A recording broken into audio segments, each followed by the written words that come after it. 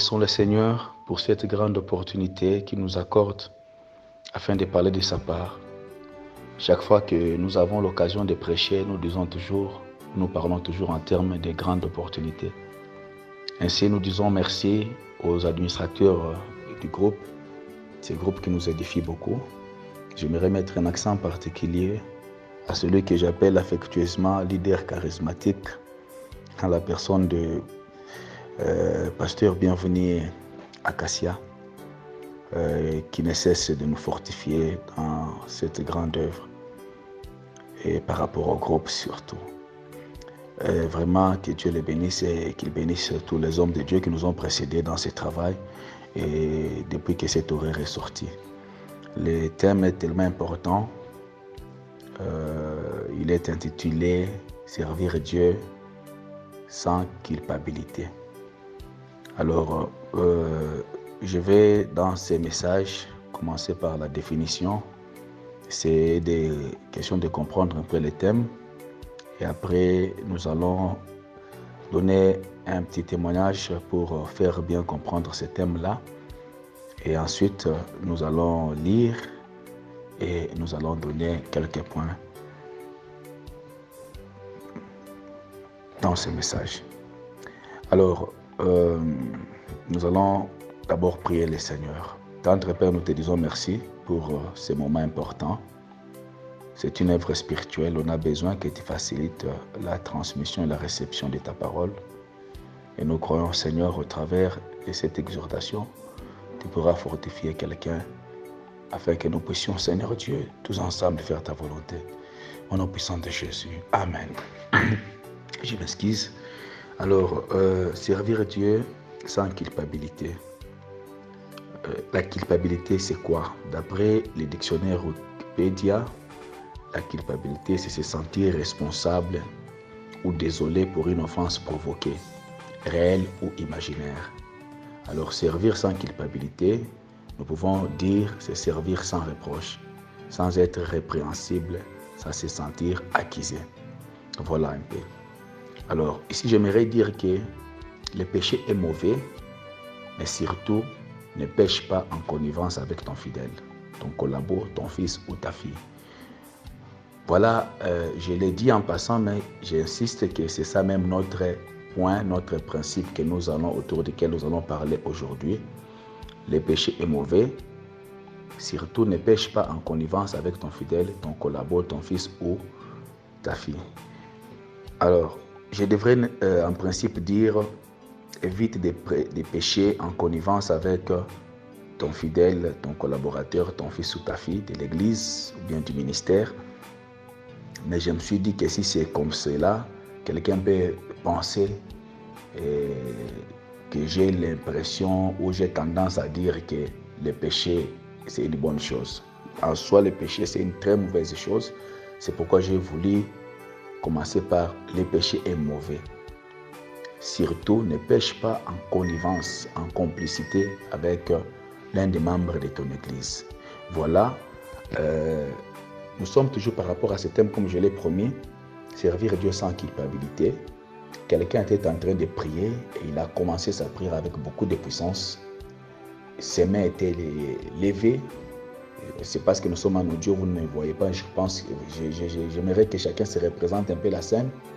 Les mains levées, il est en prière, il est vraiment sous onction. Et là, le diable lui rappelle les péchés qu'il a commis hier.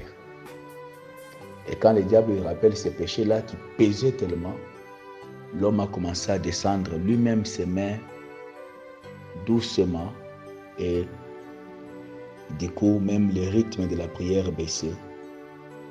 Et enfin, il s'est arrêté de prier. La culpabilité peut provoquer cela. Nous voulons lire dans 2 Samuel chapitre 19, verset 1 au verset 8.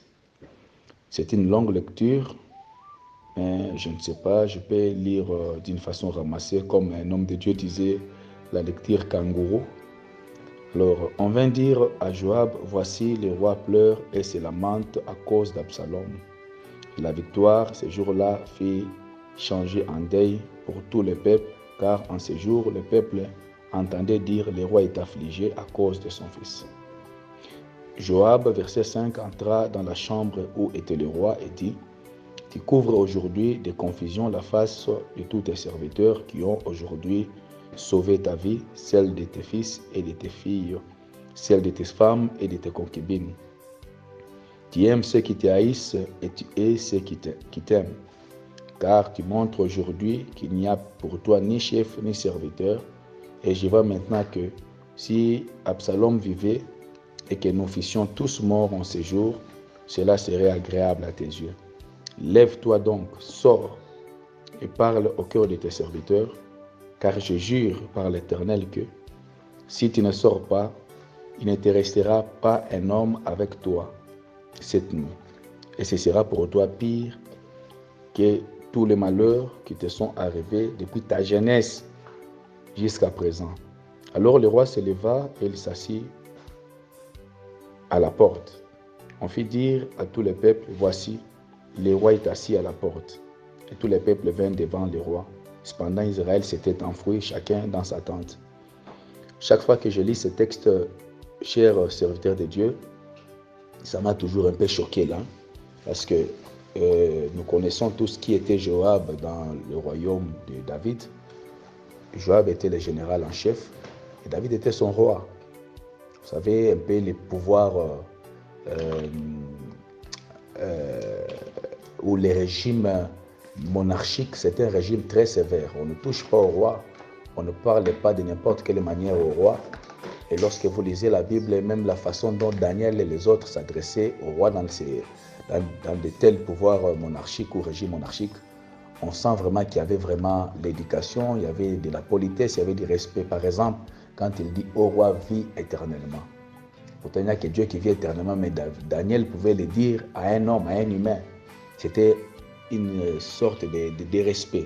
Mais chaque fois que je lis la façon dont Joab donne des injonctions à David, ça m'a toujours un peu mis mal à l'aise.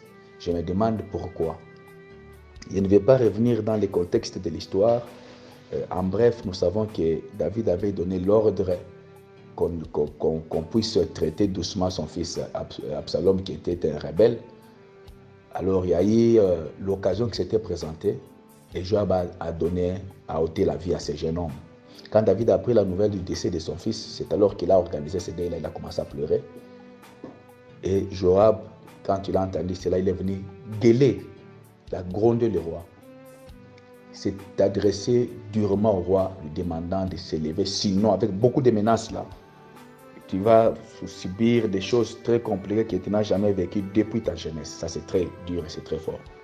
Maintenant, quand je suis entré en profondeur pour chercher à comprendre pourquoi cet homme pouvait avoir cette audace, je me suis rendu compte que l'histoire n'avait pas commencé là. L'histoire a commencé depuis 2 Samuel chapitre 11, avec l'histoire d'Uri. Nous connaissons comment les autres sont allés au combat, David est resté et Bathsheba s'est lavée. Finalement, nous savons comment David est tombé avec la femme de son serviteur. Lorsque son serviteur est arrivé, David s'est organisé pour que celui-ci puisse aller vers sa femme, mais l'homme, tellement qu'il était loyal, il n'a pas pu le faire. C'est ainsi que David écrira une lettre qu'il lui remettra entre ses mains afin qu'il puisse donner à Joab. Il ne savait pas que c'était une lettre empoisonnée. À l'intérieur, il y avait un message contre lui, contre sa vie. Joab, ayant reçu la lettre, il a lu, il a placé cet homme en avant. J'aimerais que nous puissions un peu lire ça. 2 Samuel, chapitre 11. Je prends 14 au 19e verset pour gagner le temps, mais il faut commencer peut-être au verset 1er. Le lendemain matin, David écrivit une lettre à Joab et l'envoya par la main d'Uri. Il écrivit dans cette lettre, « Placez Uri au plus fort du combat et retirez-vous de lui afin qu'il soit frappé et qu'il demeure. » Et qu'il meure. Verset 18, Joab envoya un messager pour faire rapport à David de tout ce qui s'était passé dans le combat. Il donna cet ordre au messager. « Quand tu auras achevé de raconter au roi tous les détails du combat, peut-être se mettra-t-il en fureur et te dira-t-il, pourquoi vous êtes-vous approchés de la ville pour combattre? Ne savez-vous pas qu'on lance des traits du haut de la muraille? Qui a tué Abimelech, fils de Jéribesheth? N'est-ce pas une femme qui lança sur lui du haut de la muraille un morceau de moulin, de moulin? Et n'en est-il pas mort à Thébès? Pourquoi vous êtes-vous approché de la muraille? Alors tu diras, ton serviteur Uri, le Héthien, est mort aussi. Le messager partit et, à son arrivée, il fit rapport à David de tout ce que Joab lui avait ordonné. Vous voyez un peu la réponse que Jonathan demande de transmettre à David lorsque David cherchera à s'inquiéter pour une âme, ou bien pour toutes ces âmes-là qui sont tombées par imprudence. Je m'excuse. Alors, Joab dit, tu diras seulement à David, ton serviteur Uri le Héthien est mort aussi. C'était un code entre David et Joab. C'était un secret entre David et Joab. C'était un péché par connivence entre David et Joab. Donc, il n'y a que David et Joab qui pouvaient bien comprendre ce que Joab voulait dire.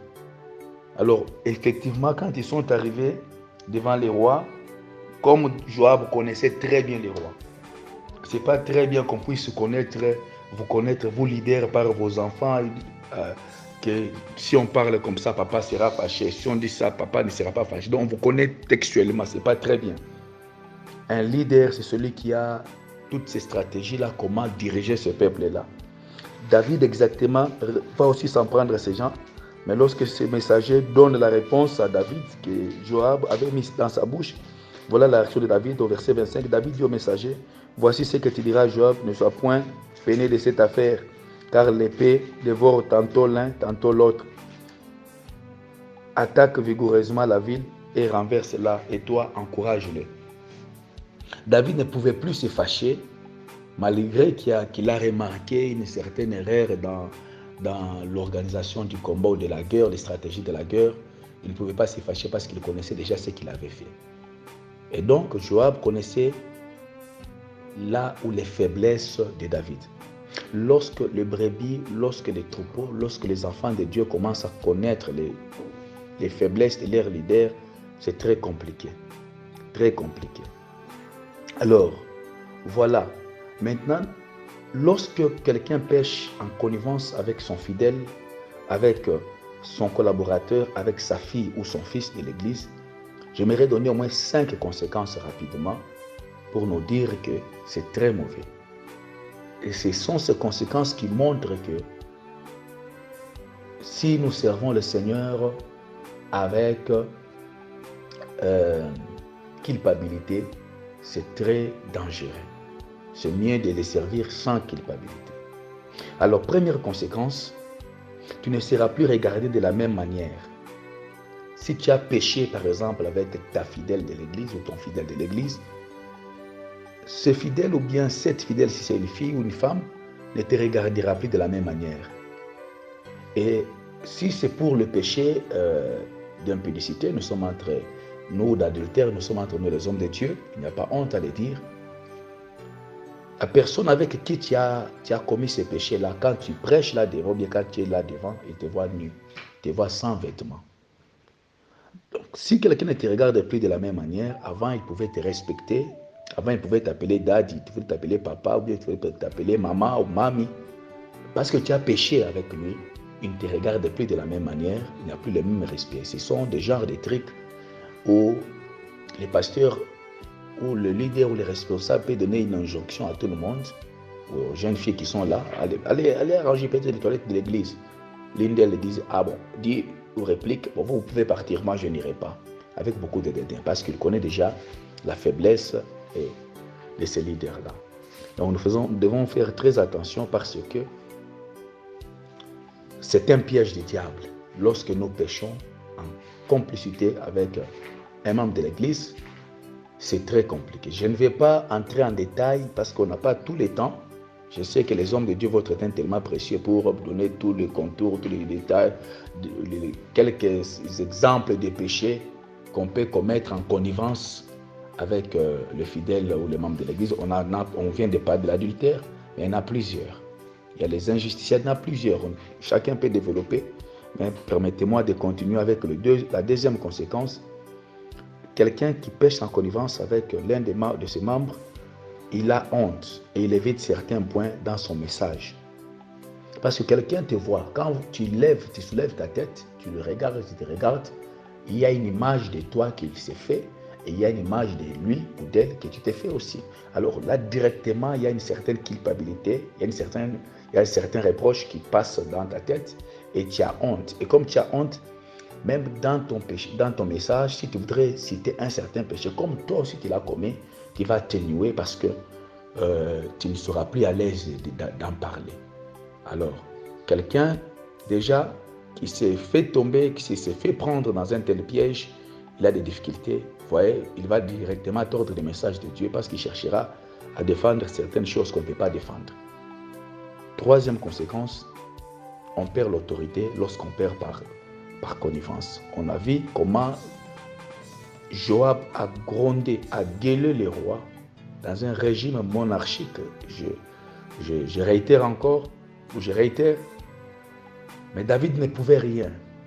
Il y a certaines personnes, nous pouvons les voir commettre des erreurs, on ne sait plus les reprocher, on ne sait plus les gueuler, parce qu'ils connaissent nos faiblesses. Et directement, c'est l'inverse qui s'est produit. Ils peuvent nous gronder. Ils peuvent même nous faire des menaces comme Joab a fait des menaces à David. Et quatrième conséquence, ton ennemi te réduit au silence, te fait taire.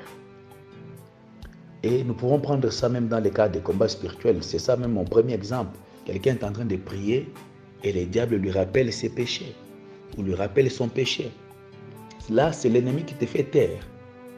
Il y a un témoignage selon lequel un homme est en train de chasser un démon dans une personne.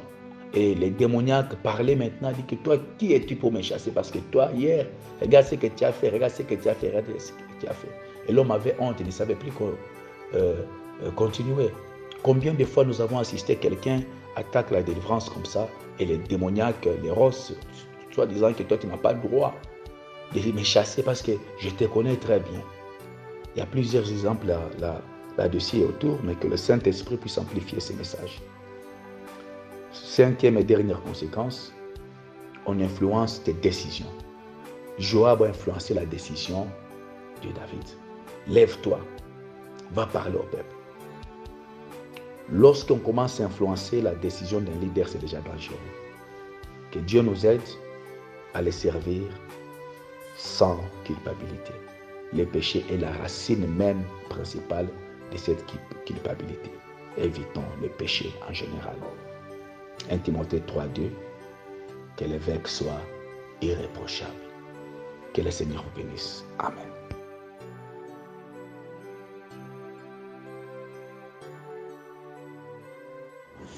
Bonjour, serviteurs, servants de Dieu de Men of God. Que le Seigneur vous bénisse abondamment. Je dis merci à Papa Bienvenu pour ce privilège de témoigner sa confiance en ma personne pour partager la parole de Dieu en ce mardi 5 octobre 2021. Mais avant d'aller plus loin, nous allons prier. Seigneur, nous te disons merci pour ce temps que tu nous accordes. Nous voulons te dire merci parce que tu nous aimes et tu veux notre bonheur. Prends soin de nous, fais-nous du bien. Que ta grâce reste d'aimer à notre partage. Bénis ta parole dans nos cœurs. Fais-nous du bien au nom de Jésus. Amen. Que le nom du Seigneur soit béni. Bien-aimé dans le Seigneur. D'abord, je m'excuse pour le temps, vu le problème que nous avons connu hier. De problèmes de réseau, il n'y avait pas de connexion pratiquement dans plusieurs réseaux sociaux. Et ce matin, j'ai essayé, ça n'a pas marché. C'est comme ça que Dieu, par la grâce de Dieu, je trouve que présentement, les réseaux sont en train de passer. Servir sans culpabilité. Déjà, nous allons lire Matthieu chapitre 27, le verset 3 et le verset 5. Matthieu 27, le verset 3 dit ceci. Alors Judas, qu'il avait livré, voyant qu'il était condamné, se repentit et rapporta les 30 pièces d'argent aux principaux sacrificateurs et aux anciens, en disant « J'ai péché en livrant les sangs innocents. » Le verset 5, Judas jeta les pièces d'argent dans les temples, se retira et alla se pendre. Matthieu chapitre 26, le verset 72 à 75. Il n'y a de nouveau avec serment, je ne connais pas cet homme. Et après, ceux qui étaient là, s'étant approchés, dirent à Pierre, certainement tu es aussi de ce genre-là, car ton langage te fait reconnaître. Alors il s'est mis à faire des imprécations et à jurer, je ne connais pas cet homme. Aussitôt le coq chanta et Pierre se souvint de la parole que Jésus avait dite, avant que le coq chante, tu me régneras 3 fois. Étant sorti, il plaira amèrement, signe de la repentance. Bien-aimés dans le Seigneur, ces 2 passages nous montrent 2 serviteurs de Dieu, pour ne pas dire 2 grands serviteurs de Dieu qui ont marché avec le Seigneur Jésus-Christ. Judas et Pierre. Mais avant d'aller plus loin, j'aimerais d'abord dire que la culpabilité n'est pas de Dieu. La culpabilité n'est pas de Dieu. En revanche, la conviction de péché, celle nous conduit vers la vraie repentance. Et ces 2 mots bien-aimés dans le Seigneur jouent un rôle très capital. Ces 2 mots, servir. Servir veut dire s'acquitter de certaines fonctions, de certaines charges. Et le mot culpabilité, c'est un état de celui qui a commis une faute. Un état de celui qui a commis une faute. Ou encore caractère d'une action coupable. Et dans ces 2 passages, la Bible nous parle de disciples de Jésus, qui ont été avec Jésus, qui ont vécu avec Jésus. Ils dormaient avec Jésus. Ils voyaient ce que Jésus faisait. Et bien aimé dans le Seigneur, dans Matthieu, la Bible nous parle de Judas. Judas qui a vendu Jésus.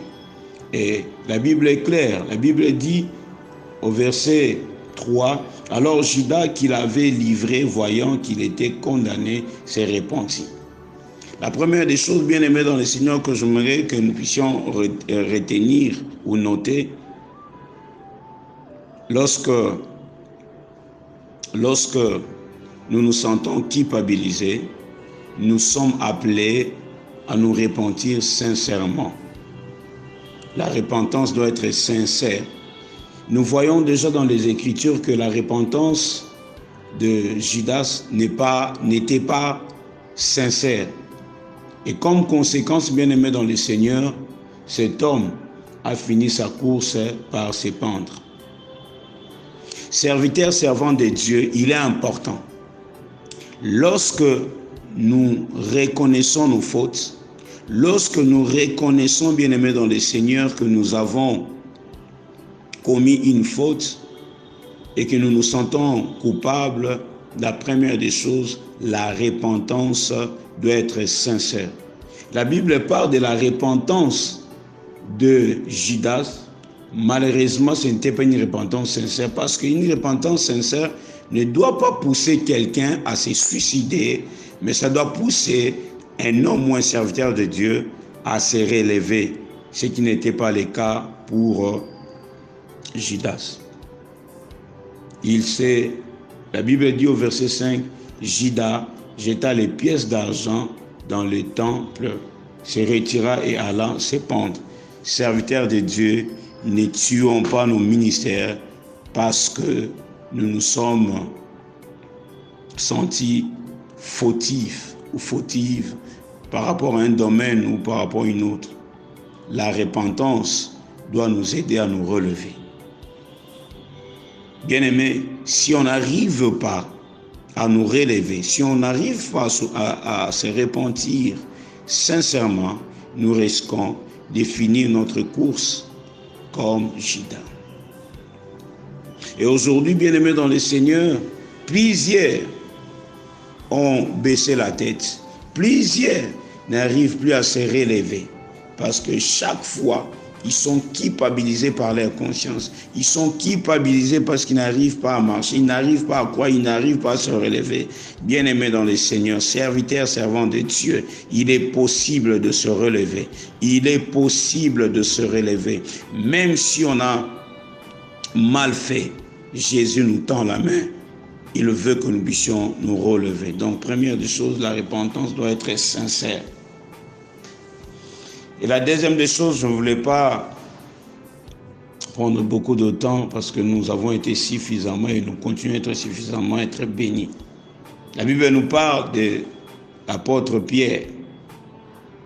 L'apôtre Pierre, lui aussi, il s'est senti coupable. Il s'est senti culpabilisé parce qu'il a régné le maître 3 fois. En régnant le maître 3 fois, l'apôtre Pierre, lui n'est pas parti finir sa course comme Judas en s'épandant.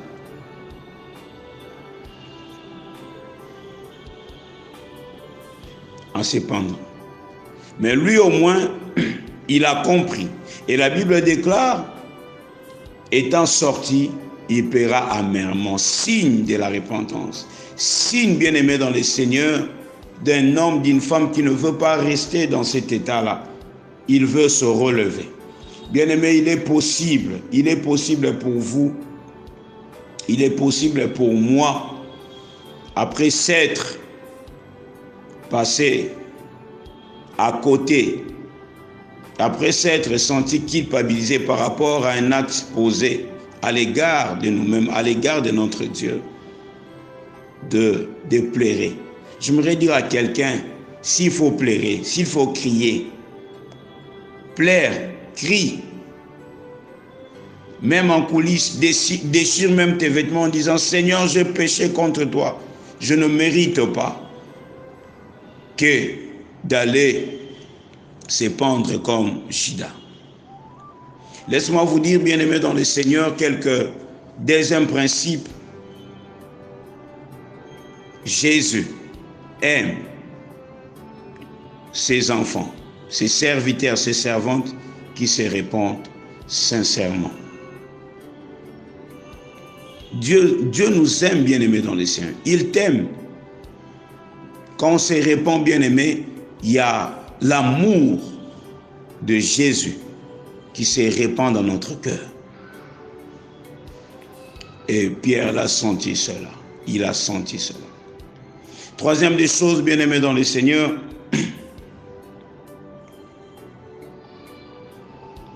Pierre n'est pas resté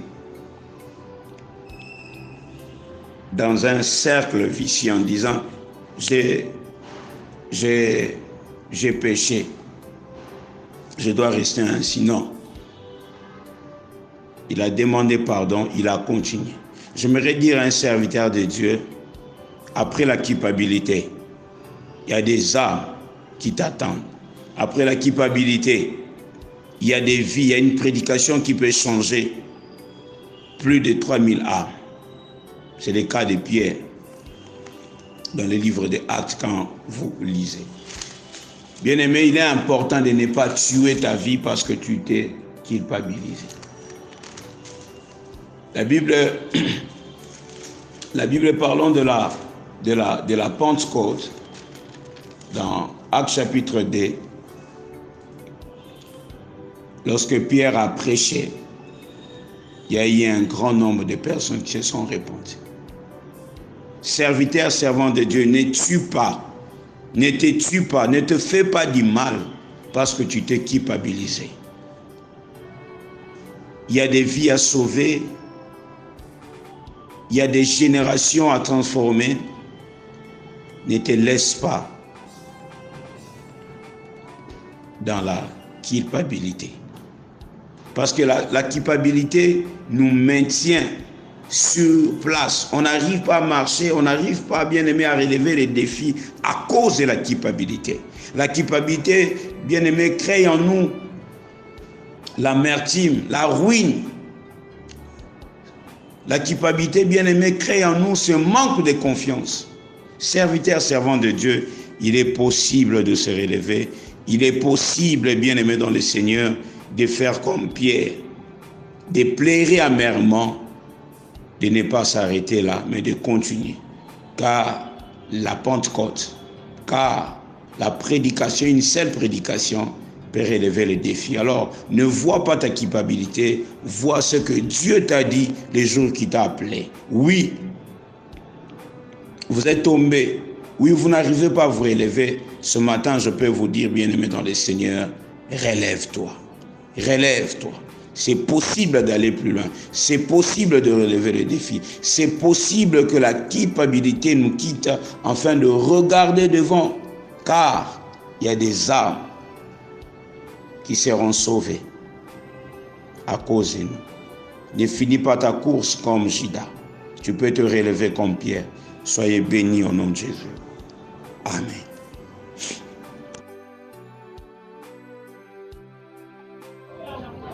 Shalom, shalom à vous, serviteurs et servantes de Dieu.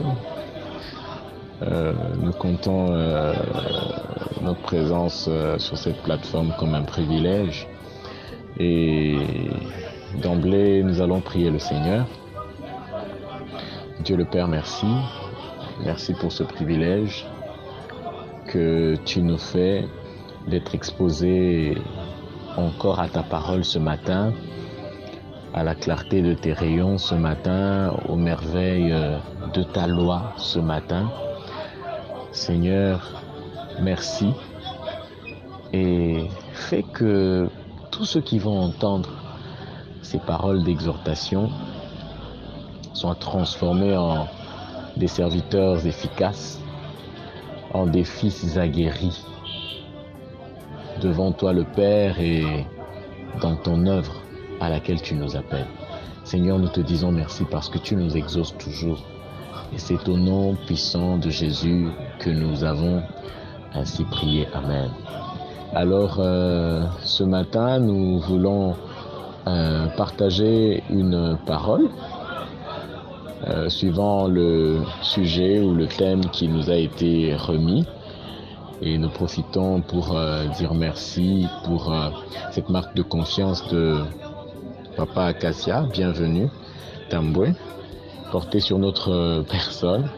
Merci pour cette marque de confiance, en tout cas, que Dieu soit avec nous pendant ce moment de partage et voilà, au nom de Jésus. Alors, nous avons reçu ce thème qui est servir sans culpabilité. Alors, nous sommes tous appelés en tant que fils de Dieu, en tant qu'enfants de Dieu, à servir Dieu.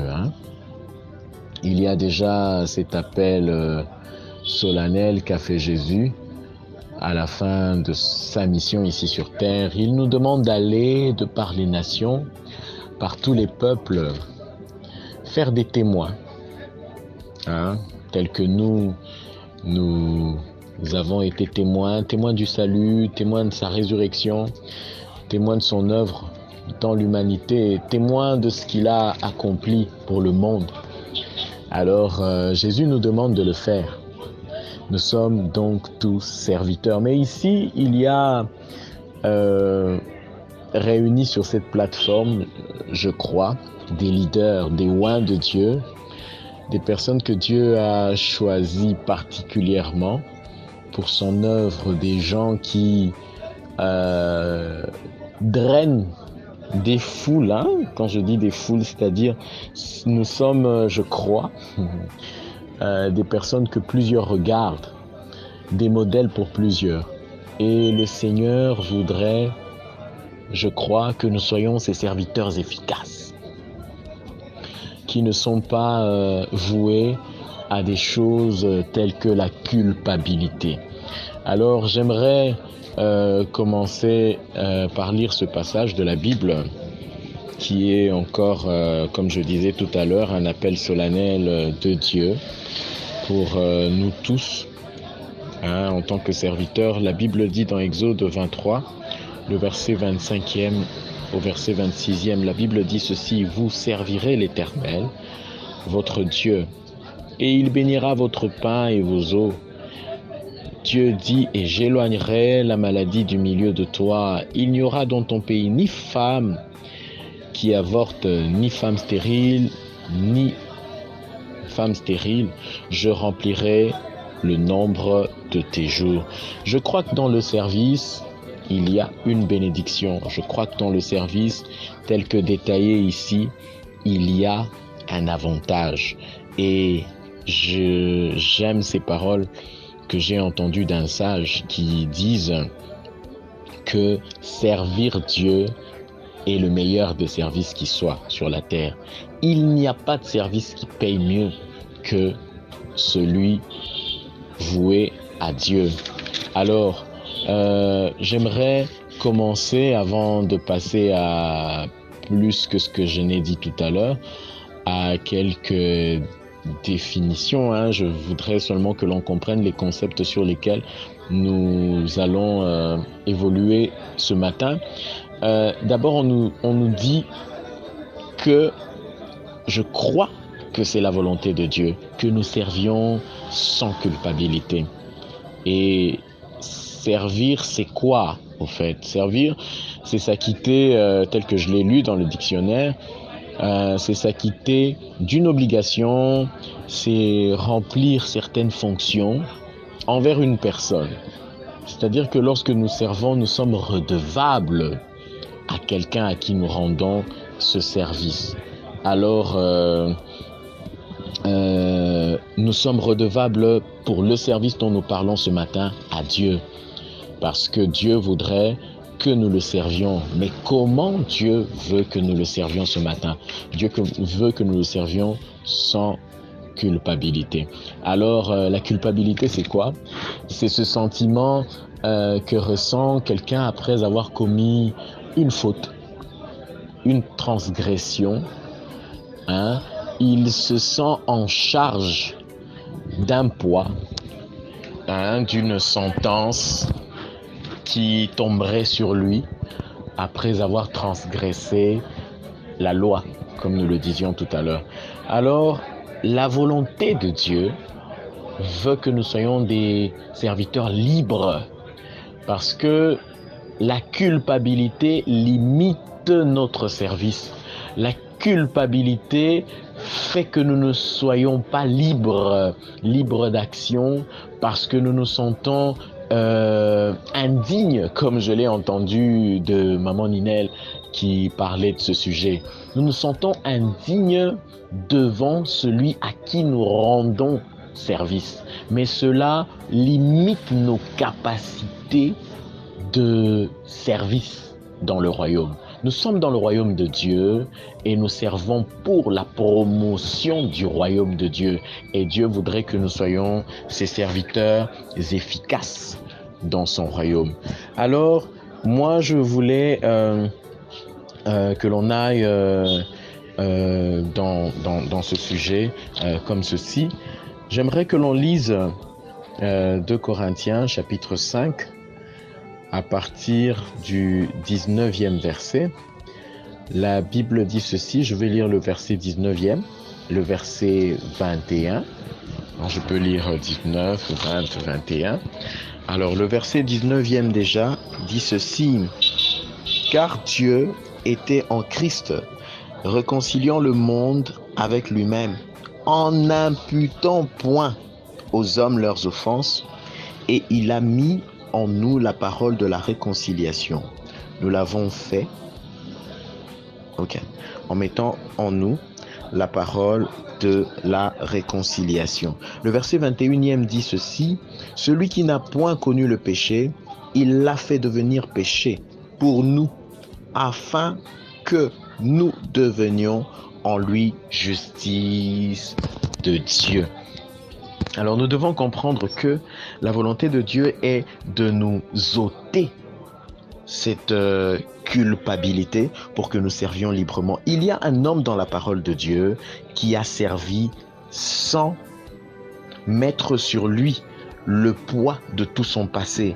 Et c'est un homme qui a marqué son temps et les générations après lui, parce que jusqu'aujourd'hui, les paroles de Paul à l'Église sont des paroles puissantes.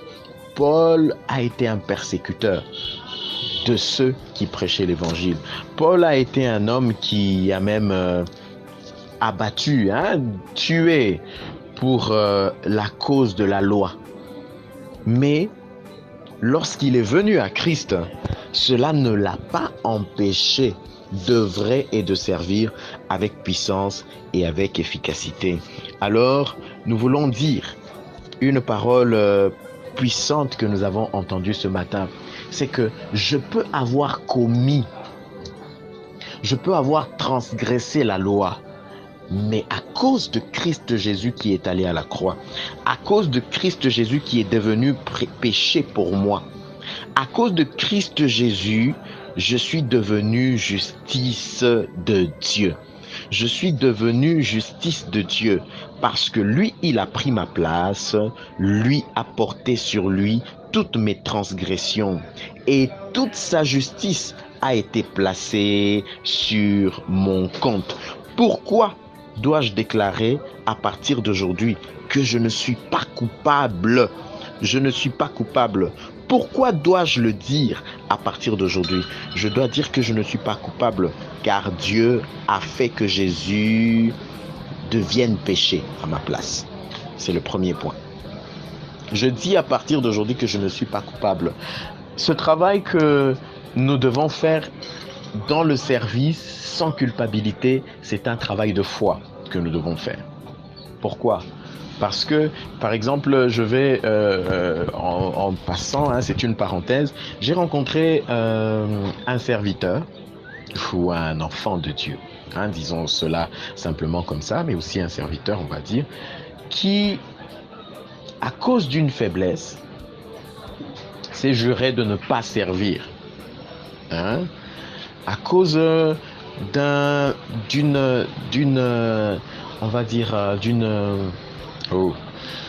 d'une faiblesse. C'est décidé de ne pas servir, c'est ôter du nombre de ceux qui vont en bataille contre le diable et pour la promotion du royaume de Dieu. C'est un chantre de Dieu et il me dit à cause de ses faiblesses face à l'alcool, il s'est décidé de ne plus jamais chanter. Il compose, écrit et préfère donner ses compositions à d'autres pour les chanter. Alors, j'étais en train de partager avec lui ces paroles que nous partageons maintenant, comme pour lui dire que tant que tu te retires de ce nombre, tu es à la portée et à la merci du diable. Il faudra que tu comprennes que Dieu a besoin de toi pour cette bataille. Afin de peupler son royaume, Dieu a besoin de ta voix. Dieu a besoin de tes compositions. Dieu a besoin de toi. Parce que je l'ai entendu exprimer ce qu'il chantait mieux que ceux à qui il l'avait donné pour le chanter. Dieu a mis en chacun de nous une mission. Dieu a mis en chacun de nous un apostolat. Déjà, dans ce passage de 2 Corinthiens chapitre 5 verset 19, dans sa partie finissante, la Bible dit que il a mis en nous la parole de la réconciliation. Et nous étions en train de dire que Dieu fait de nous des justes en mettant tout le poids ou toute la charge du péché sur Jésus qui est mort à la croix pour nous. Ce passage dit que il n'a imputé à aucun homme son offense. Imputer, c'est charger. Imputer, c'est mettre sur une personne une charge.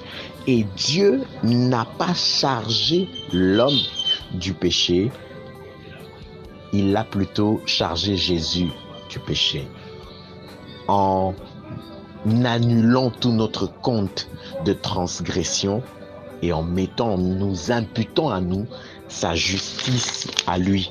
si nous ne sommes pas conscients par la foi de cette réalité, nous serons toujours victimes de l'accusation ou des accusations du diable. Des accusations du diable. Des accusations du diable. Que cela ne soit plus ton partage à partir d'aujourd'hui au nom puissant de Jésus. C'est pour ça que nous devons nous construire dans la parole de Dieu au quotidien, afin de savoir ce que sont les bénéfices de notre rédemption. Dans les bénéfices de notre rédemption, il y a aussi cette justice nous imputée par Dieu. Parce que si nous en sommes conscients, nous œuvrerons et nous servirons avec zèle, sans complexe, sans indignation et pour plus d'impact. J'insiste, pour plus d'impact. On dit que Jésus était la rançon adéquate, parce que dans 2 Corinthiens 5, 21, la Bible dit que il n'a point connu le péché, mais Dieu l'a fait devenir péché. Pour qui? Pour nous. Pour nous. Pour nous. Pour nous. Donc, il n'y a pas de raison de se culpabiliser encore, parce que Christ a porté réellement le poids de tout notre péché. Psaume 32, 1 à 2 dit ceci: heureux celui à qui la transgression est remise, à qui le péché est pardonné. Et moi et toi sommes ces personnes heureuses dont parle la parole de Dieu. Au verset 2e, on dit ceci: heureux l'homme à qui l'Éternel n'impute pas d'iniquité et dans l'esprit duquel il n'y a point de fraude. Dans l'esprit duquel il n'y a point de fraude. On a dit que Dieu a chargé Jésus de nos péchés. Et pourquoi nous déclarons et savons, pourquoi nous devons fonder notre foi en cette réalité qui dit que nous ne sommes plus coupables? Parce que Dieu réellement a fait que Jésus prenne notre place pour que nous devenions sa justice. Voyons un peu combien nous avons de la valeur aux yeux de Dieu qui a livré son propre Fils pour nous. Alors, une des choses qui font que nous œuvrions sans culpabilité, c'est de reconnaître que toute cette œuvre, elle est faite pour nous.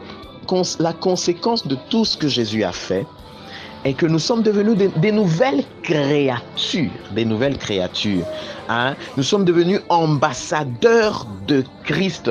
Il y a des réalités spirituelles, des vérités qui doivent être marquées dans notre pensée, dans notre intelligence, dans nos cœurs, dans nos âmes, pour que nous marchions en elles.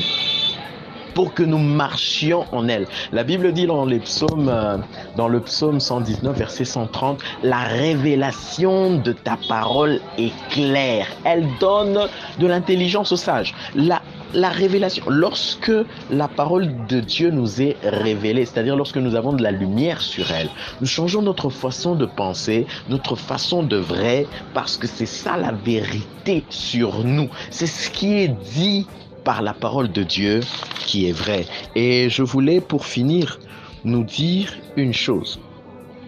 C'est que il y a une chose qui peut couper le fil permanent, définitif, éternel à la culpabilité. C'est une vie de sainteté. C'est une vie de sainteté. Godliness is profitable. La sainteté est une chose profitable. Elle est profitable même dans notre service. Elle nous exempte de toute culpabilité. Parce que ceux qui ont soumis quitté, tu n'as pas de raison de te reprocher de ce que tu n'as pas fait. Tu ne te reproches pas de ce que tu n'as pas fait. Tu ne te culpabilises pas de ce que tu n'as pas fait. Et la parole de Dieu dit dans 1 Timothée 4 au verset 8e, exerce-toi à la piété, car l'exercice corporel est utile à peu de choses, tandis que la piété est utile à tout. La piété, elle est utile à tout. J'entendais un sage dire dernièrement, il dit, lorsque l'on est en train de combattre des choses comme la maladie, contre les adversités qui viennent contre nous, on a l'habitude, nous, en tant que chrétiens, de se lever, de faire des déclarations, des prières. Je ne tomberai pas malade, ce cancer ne résistera pas en moi, il ne viendra pas contre moi. On prie avec ferveur contre toutes ces choses. Mais nous n'avons pas, je ne sais comment dire ça, mais souvent nous ne nous levons pas de la même manière contre le péché. Contre le péché. Alors que la Bible nous demande d'être sobre, d'être vigilant, de résister au diable. 1 Pierre 5 le dit. Tout, au fait, j'étais en train de voir que une des choses dont la Bible parle et dit que est profitable, il n'y a rien qui soit profitable à tout comme la sainteté. Et nous avons à nous garder purs pour que Dieu nous revête de puissance en tant que croyants sur cette terre pour œuvrer ici sur cette terre comme serviteurs puissants. Et c'est la volonté de Dieu. Dans 1 Corinthiens 10, 13, la Bible dit qu'aucune tentation n'est survenue et qui soit au-delà de nos forces, parce que Dieu a mis en Jésus la force et la capacité de nous aider à nous sortir de toute puissance du péché. Et nous avons à résister contre toute tentation. Ne nous plaignons pas d'être tentés. Résistons au péché. Résistons au péché. Lisons ces passages de Hébreux 4, 15 et tout qui vont nous aider. Hébreux 2, 15, 18. Il y a ce passage de Hébreux 5 où Jésus même est en train de prier pour que Dieu le sauve, le délivre de ne pas obéir à l'instruction. L'instruction, c'était d'aller à la croix. Et Jésus a crié, a prié, pour que Dieu le délivre, le sauve, de ne pas vouloir obéir à l'instruction divine d'aller à la croix pour se donner en rançon. Et nous devons désirer, au fait, de vivre une vie de sainteté, parce que cela est possible, pour couper court à toute cette force de la culpabilité sur nous. Nous devons nous défaire de toutes ces choses mauvaises, de ces esprits de mensonge et tout. Que Dieu nous aide à cela, que Dieu nous aide à cela. Désirons profondément l'esprit de sainteté, parce que c'est un esprit qui a reposé sur Christ. Si Christ est venu sur la terre, n'a point péché, il nous a revêtus du même esprit afin que nous ne péchions pas. C'est là les paroles que Dieu a mis dans nos cœurs pour chacun de nous. Que Dieu nous bénisse abondamment et que Dieu nous aide à mettre en pratique ces choses. Bonne journée.